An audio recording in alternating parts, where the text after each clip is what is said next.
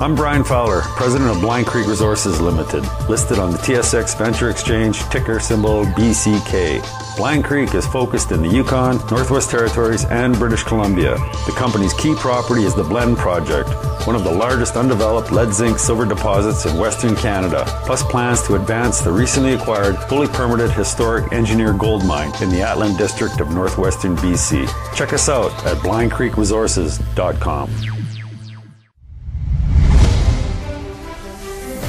Welcome to the Goddard Report. Comments made on the Goddard Report and TalkDigitalNetwork.com are an expression of opinion only. Here is Jim Goddard. My guest is Bob Mackin, award-winning investigative reporter and the publisher of TheBreaker.News, his website, TheBreaker.ca. Welcome back to the show, Bob. Thank you. Gaming, gambling. The BC government seems to be almost addicted to gambling revenues, but finally they're investigating where those revenues are coming from and who's putting up all that money. Is there any progress on that investigation? Well, Peter German, the anti-money laundering expert, who's a former head of the RCMP for Western Canada, he's now a law professor at University of British Columbia. He was tapped by David Eby, the Attorney General, late last September to review money laundering in Metro Vancouver casinos and give some recommendations. He was supposed to report by the end of March, which he did, but the report has been in David Eby's hands since then and was supposed to have been disclosed, published, before the end of the legislative session, which is in May, but it was delayed. David Eby said at the time, as well as he said about a month before then, was that they were concerned about compromising criminal investigations, as well as privacy of individuals. They didn't want to prematurely release the report, so that's what they did. They delayed it, and we're still waiting to see it. And with that, what it might hold, especially when David Eby went to the House of Commons Committee on Finance earlier this year and asked the federal government to get more involved in stopping money laundering and also to give more power to FinTrack, the agency which is supposed to track financial transactions. It's the Canadian part of the anti-money laundering equation, which doesn't have as much teeth as the American does, doesn't have as much interface with law enforcement as it should. Bob, if the Canadian government doesn't have the powers to deal with money laundering, what do they need to do? Well, what they need to do is take a big step forward, because there are some investigations. There are some investigations stemming from what we know of from last year with the money laundering that was alleged at various casinos. There is also one investigation that I was told last week is in the final stages, just in the wrapping up stage. That was announced in June of 2017. That's when we were told by the Combined Forces Special Enforcement Unit and the Joint Illegal Gaming Investigation Team that 9 people were arrested in a major year-long investigation into money laundering and illegal gambling, which had connections to China. So they told us about that in June of last year, in that funny period of time when we didn't know who was going to be governing BC. And so last week I did an update on that. I asked them what had gone on and why don't we have any charges yet. Well, they actually got more leads and had to do more work, they say, since they made that announcement in June last year. And they had hundreds of thousands of pages of documents and evidence, some of which needs to be translated from Chinese into English. They probably would have had other media as well, computer files and audio files, we just don't know. But they apparently have done a thorough investigation. They're wrapping it up and handing it out as they finish each section to Crown Counsel, and Crown Counsel could take a month or could take 6 months to actually tell us what the results of the investigation are. And so we're waiting on that to find out what they found when they did their investigation into organized crime connected to money laundering and gambling. But I was told that it does not connect to the illegal casino that we found out was operating on Sidaway Road in Richmond in the Farmland Mansion that the provincial government is trying to seize through the civil forfeiture process. We don't know what the outcome of that will be, even though the owner was allowed to sell it and put that money to account at the courts for future disbursement. So we'll see where that goes as well. But I was told that that illegal casino that happened on Sidaway Road in Richmond was not connected to this major investigation by the Combined Forces Special Enforcement Unit. Do you have any idea why they would have an illegal casino when there's so many legal ones here? Well, so the people that were running it could gamble to their pleasure without the limits that you see in regular casinos, so that someone could get rich. The provincial government through the BC Lottery Corporation essentially has a monopoly on gambling in BC, and there are some that are licensed by BCLC to operate as partners with it. And in that respect, the casinos that do operate River Rock and Gateway, for instance, and Hard Rock and Park downtown, well, they have to leave a cut for the province of the slot machine revenue and the table revenue. Someone would want to operate a small-time casino because they see an opportunity there to make a lot of money and to have a social outlet as well for them and their friends, and to sell alcohol as well, and who knows what else they're doing. People that aren't exactly interested in being involved in mainstream casinos that are regulated by public authorities. I haven't heard much publicity about that illegal casino bust. Why not? No, I think it's because that the casino itself wasn't necessarily busted, which is the problem. That the government decided to go through this on a civil forfeiture trail, which is essentially use the courts to seize assets and try to have a similar effect to penalizing someone, instead of actually just rounding them up, taking them to jail overnight, and putting them to the courts for criminal offenses. Maybe it was a lack of management, a lack of policing, I don't know. But you'd think that if someone is operating an illegal casino, that they would have been, the emergency response team would have gone down there and rounded them all up, put them in paddy wagons, and taken them back to the police station for processing. How the authorities say they found out about this was that there were also some severe beatings that happened at that casino, illegal casino. People showed up at Richmond Hospital in the emergency department and said that they'd been beaten, and they gave them the address of where it happened, so the police started investigating and finding out who was running the place and what they were doing. It also happened at a time in the complaints were happening in 2016, 2017, when BC was operating under the BC Liberal government, which, as we're finding out slowly but surely, law and order was not the top of mind for the BC Liberal government. And, of course, that's some tall task for the NDP to live up to. We have seen David Eby take some steps forward, but maybe not as fast or as bold as people have wanted or needed.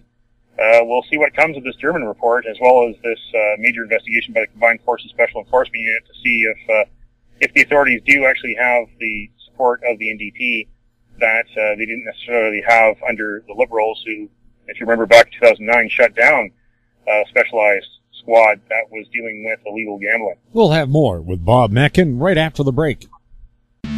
I'm Greg Johnston, CEO of Carl Data Solutions, an industrial Internet of Things company that provides big data solutions for monitoring critical infrastructure. Carl Data offers machine learning and predictive analytics features through our cloud-based applications to deliver key asset-saving operational insights from massive amounts of data. Carl Data trades on the CSE, symbol CRL, and the pink symbol CDTAF. For more details on Carl Data, please visit carlsolutions.com.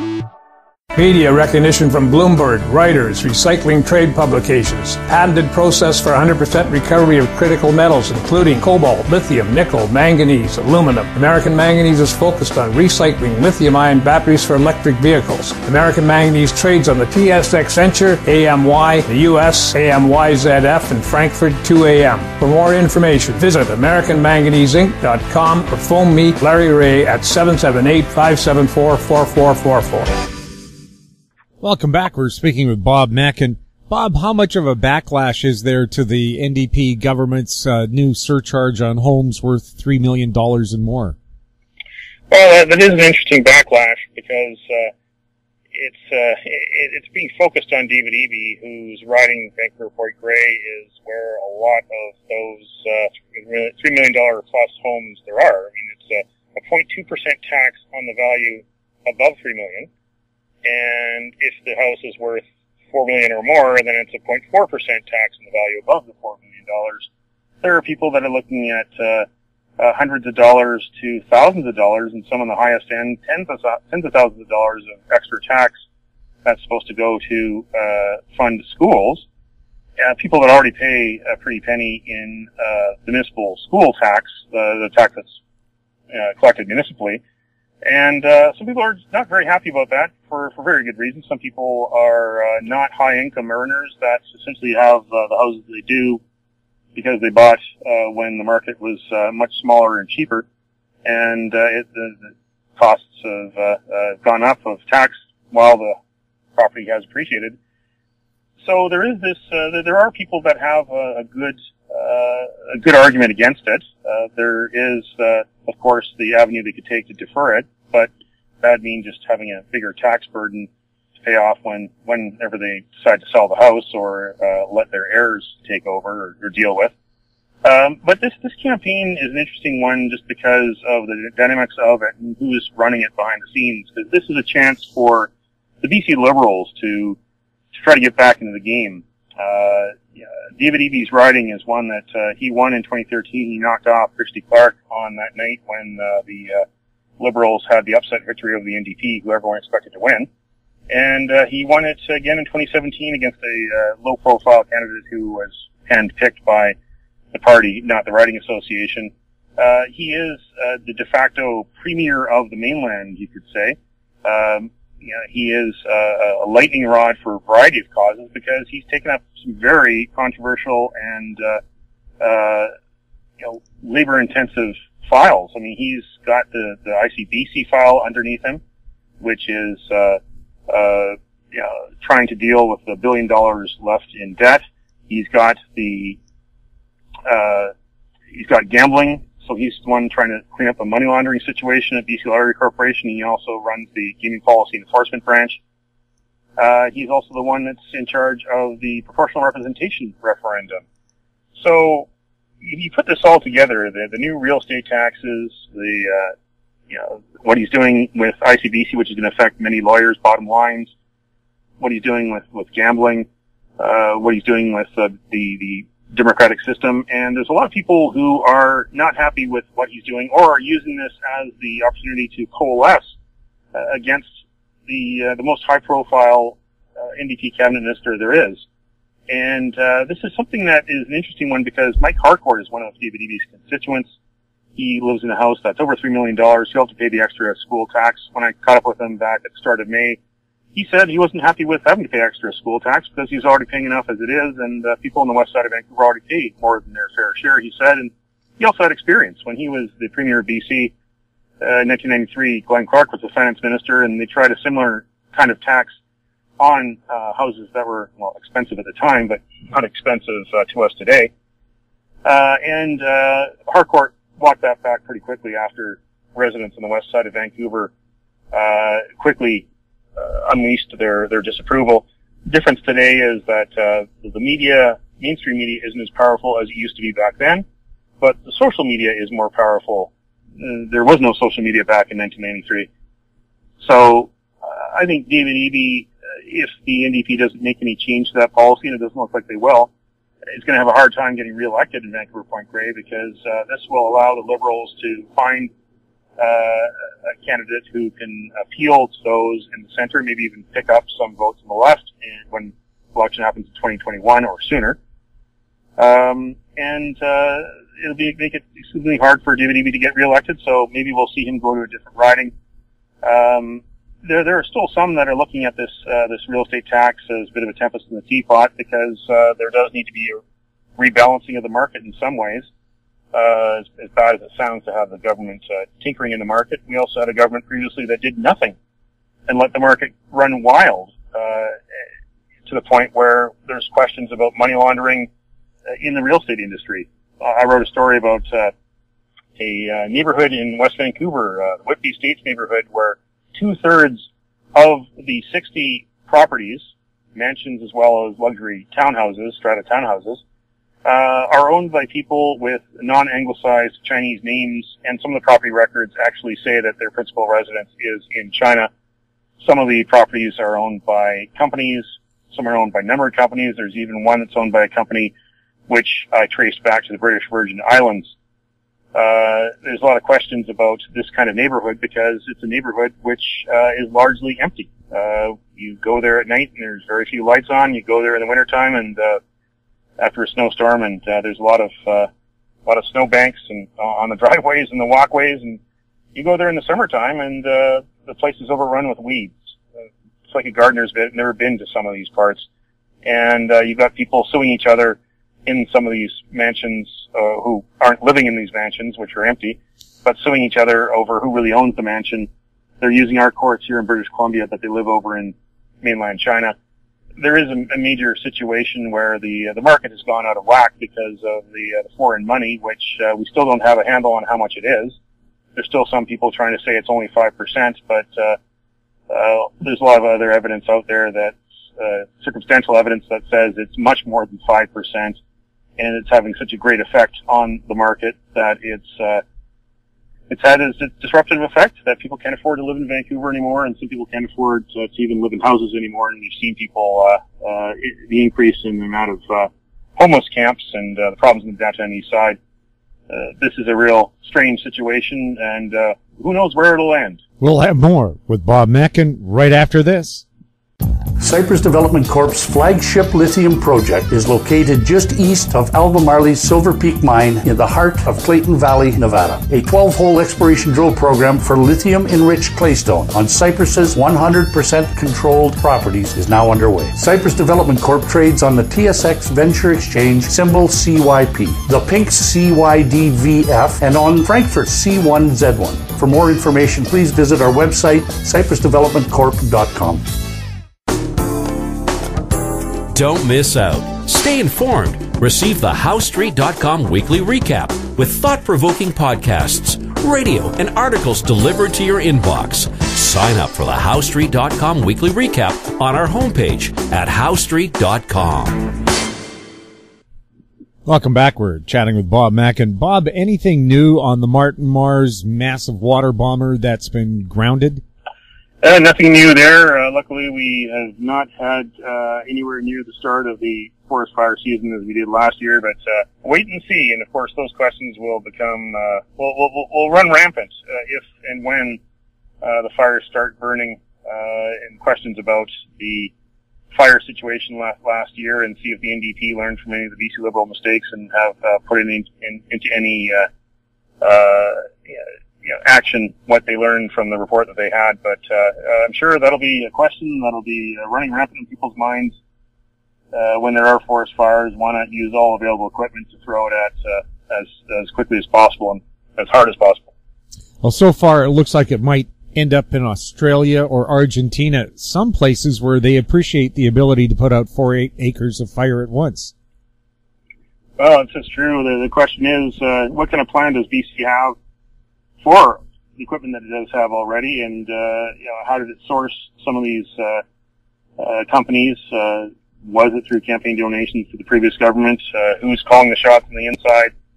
It really would have been better to have a Royal Commission report than the report that they commissioned inside the government. It would have been good to have a committee go around the province and hear from everyone and hear about people's experiences.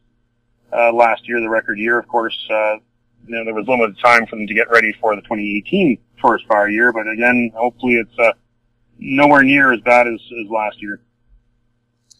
Should there be an end to party politics, and how could that be achieved if you did? That's a very interesting question, and we're seeing that that question's not being directly asked right now, but it is indirectly with the debate over proportional representation. The referendum the NDP is going to bring us this fall will be asked to decide the fall by mail, whether we want to move from first past the post to proportional representation. And if we want proportional representation, then what system of the four they're going to propose do we want? The debate that is happening right now, what really debate is about isn't so much about the democratic system of how we're electing a government. We're seeing powerful forces in both the NDP and the Liberals both speak out against the referendum. I don't think it's so much about changing the way we elect people as the change that would happen in the province whereby the duopoly would be over. That this proportional representation would threaten the system we have now in British Columbia of the two primary coalitions we have. We don't really have party politics on the provincial scene. Many political scientists say we have coalitions. That the BC Liberals are a free enterprise coalition, and their reason for being is to be against the other coalition, the NDP, which is the social activists, environmental, and labor coalition. That if proportional representation does go forward, then this would probably splinter those two coalitions to the point where we would have perhaps true parties, where conservatives would be in the Conservative Party instead of being largely in the BC Liberal umbrella, which is an umbrella that covers federal Liberals and federal Conservatives. And there are some federal Liberals also within the NDP, and sometimes the NDP provincially ends up being part of the federal Liberal equation. That's just because the NDP is a coalition just like the BC Liberals. So we're in a situation where we've got this duopoly of coalitions that's threatened by this proportional representation. And because of that, you've got someone like Jim Shepherd, who's got his anti-proportional representation campaign, which is also an anti-David Eby campaign. You've got Bill Thielman in what some say is an unholy alliance with Suzanne Anton. Bill Thielman, the NDP strategist and lobbyist. Suzanne Anton, the former BC Liberal Attorney General. They're in another camp. And then you have a variety of people in the center and left, some of them with Vision Vancouver ties, in the proportional representation for BC camp, the pro camp. We'll see how they battle it out over the months to come, and what this might do when people start thinking of the future of party politics and whether we should have party politics.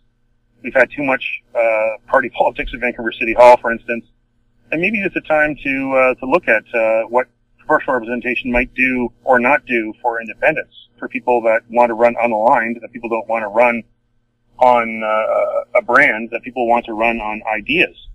The time has come to think about that because, again, look at what political parties and ideologies are doing around the world. The gridlock you see in the United States, where it's also a duopoly system, where you've got the Democrat coalition versus the Republican coalition. We're at a time and place in the 21st century where everything is fragmented. There's, the 500 channel universe. There's a TV station that fits your wants and needs for a certain moment of time. There's magazines for you. There's websites for everyone. There's, so many different radio stations. There's satellite radio beyond AM and FM. There's podcasts. There's web streaming. There's this competition for time and space and money, and everything's fragmented. You can choose anything now. You can even choose your gender. People are choosing to not have a gender. That's how far it's gone. And to this point where we're stuck with this small selection of political parties or coalitions, why do we have such little choice when it comes to who we vote for and who these people are following? Because part of the problem with our system here in Canada is and it was actually well covered by Sean Holman in his 2013 documentary called Whips. I recommend people look that up online. Is party discipline, and the power that the Prime Minister's office has, the power that the Premier's office has, the power that the Mayor's office has in dictating policy, that the people that we elect in our own ridings and communities for provincial and federal office, they report to us from their leader. It's supposed to be the other way around. They're supposed to report to the leader from us. They're supposed to tell the leader that this is what my constituents want, and we got to give this to our constituents because they're the ones paying the taxes, and they're the ones living day to day through the decisions that we make. Instead, the people that are our MLAs and our MPs are more or less regional sales and marketing representatives for the leaders. Are Canadian political parties controlled by the political elite, and would the way you vote, if you changed it, would that take away some of that power? It definitely would. The political elite can be described in many ways. On the left, of course, you've got the labor unions. And you've got various social activist groups who may not have as much power because they don't have as much money. And on the right, of course, you've got business groups who do have the money. And it tends to be people who are sometimes privileged that get to the top of the chain. Look at Justin Trudeau, who comes from privilege, family headed by former Prime Minister Pierre Trudeau, and who was wealthy himself. You do have a sense that the political parties do draw the people who are elites, because what political parties also stand for is the status quo. And people don't necessarily want or like change. They hear the message of change, but how much change do people want in their lives, and how much are people willing to sacrifice for that change? Now, how many people are willing to lead the change in their own lives? So status quo is certainly something which is ingrained in political parties, and that's what the elites represent, because the people in labor unions, they don't want their contracts to be rolled back, and the people on the business side don't want their profits to be rolled back. They don't want higher taxes or lower profits. So the interests in both sides of the political spectrum, and of course everything in between, all the different colors that are colored, there is a strong attachment to the status quo, which means that there are some people that don't want the political system to change, that don't want the people in the middle class and lower tier of the income scale to have their chance to climb up the ladder. So you definitely the elitism does show itself on both sides. What some people call the progressive side, and some people call the conservative side, or some people call the left side, or the right side of the political spectrum. It is there, and that's why some political parties do exist, to help preserve the status quo. Well, really, the two parties should be, one should be called "I Got Mine," and the other one should be "I Want Some of Yours." Yeah, that could be that could be an apt discussion there, apt description of how political parties have progressed in Canada in this day and age. One solution that I do have is that we need more transparency about who actually is behind the closed doors of political parties. If you look at federally, it's not a political party, but it is a media outlet. The CBC is subject to the Access to Information Law, so that they still are able to protect their intellectual property of the kind of news stories that they're following. We can't FOI to find out what kind of news stories CBC is following, and that's the way it should be. But the business aspect of the CBC, we can find out how they're spending our money and the money that advertisers put into CBC. We can get that. So if CBC, a Crown corporation that deals with intellectual property, can be under a transparency and accountability law, why can't political parties? I know political parties, and how they devise policy and put policy into play, and how some of their strategies are. They want to keep that close to the vest because it is competitive. They do have to run for election and get more votes. But why can't we find out who are the people in the political parties that are making the money? The people that are in political parties that are making the money for the political parties who hope to take the step into government and make more money off our dime. There's a great argument that political parties should be under stringent transparency rules, because these are people and these are groups that want to take over the government, and why not have them audition for government? If they want to take over the public purse and start enacting laws that affect us, why can't we see how they do in their audition, which is their campaigning? Well, let's look into their books. There are certain aspects that we are allowed to see because of some laws about campaign finance disclosure, but they don't go far enough. We should see into political parties, and political parties should be showing us what really is behind their doors. Bob, thank you so much for chatting with us. Thank you. My guest has been Bob Mackin, award-winning investigative reporter and publisher of TheBreaker.news, his website, TheBreaker.ca. You're listening to The Goddard Report on TalkDigitalNetwork.com. Find us on Twitter at TalkDigitalNet. Our popular YouTube channel is Talk Digital Network. Questions for the show or for our guests like Bob can be sent to info@HowStreet.com. I'm Jim Goddard. Thanks for listening. Comments made on The Goddard Report and TalkDigitalNetwork.com are an expression of opinion only. The Goddard Report is available online and mobile at TalkDigitalNetwork.com. The Goddard Report is a production of How Street Media Incorporated.